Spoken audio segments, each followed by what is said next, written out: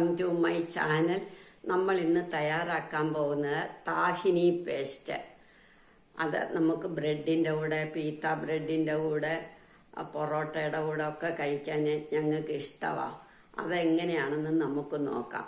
പിന്നെ ഞാൻ നാരങ്ങാ നീരാണ് എടുത്തിരിക്കുന്നത്. അതിനു പകരം നിങ്ങൾക്ക് തൈര് വേണേലും ഉപയോഗിക്കാം.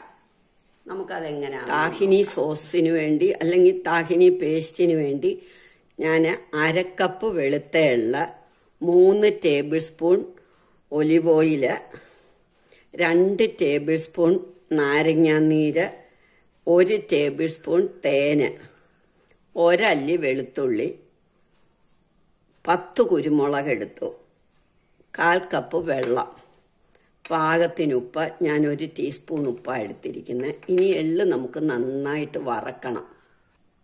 1/4 കപ്പ് എള്ള വറക്കണം. ഒരുവിധം നന്നായിട്ട് ചുമക്കണം.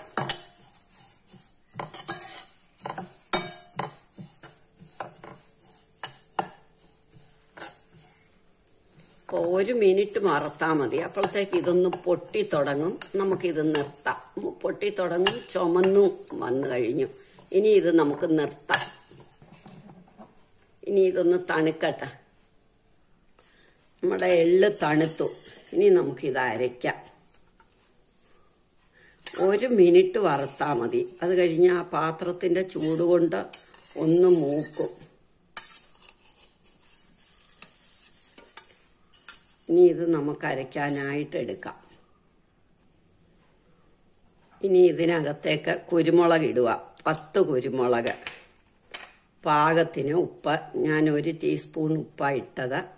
ഓരോരുത്തരും അവരവരുടെ അളവിന്.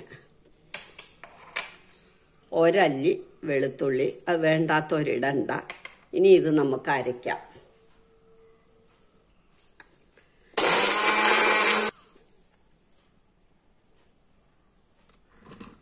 ഇപ്പൊ ഇത് നന്നായിട്ട് പൊടിഞ്ഞു.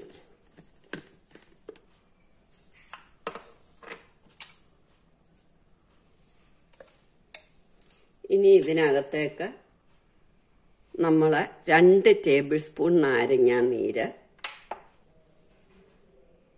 3 tablespoon olive oil, 1 tablespoon തേന്,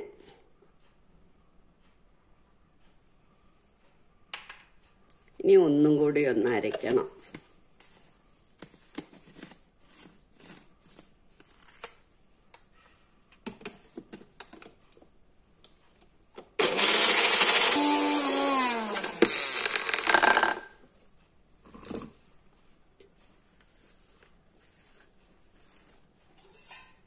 ഇപ്പം ഇത് പാകമായി. ഇനി നമുക്ക് തൈരാണെങ്കിൽ നമ്മൾ ഒട്ടും വെള്ളം ഒഴിക്കണ്ട. അല്ലെങ്കിൽ ഇത് ഇത്രയും കട്ടിയിലിരിക്കില്ലേ. കട്ടിയിലാണെങ്കിൽ കുഴപ്പമില്ല, കട്ടി മതിയെങ്കിൽ വെള്ളം ഒഴിക്കണ്ട. ഞാനൊരു 1/4 കപ്പില്ല, ആദ്യം ഒരു 2 ടേബിൾ സ്പൂൺ വെള്ളവും കൂടെ ഒഴിക്കും. തിളപ്പിച്ചാർച്ച വെള്ളം. തേനായതുകൊണ്ട് നമുക്ക് ആർച്ച വെള്ളമേ ഉപയോഗിക്കാവുള്ളൂ. ഇല്ല, തൈരാണെങ്കിൽ നമ്മൾ വെള്ളം ഒഴിക്കണ്ട. തൈര് നന്നായിട്ട് പാകമാകും. ഇനി ഒന്നും കൂടെ അരയ്ക്കാം.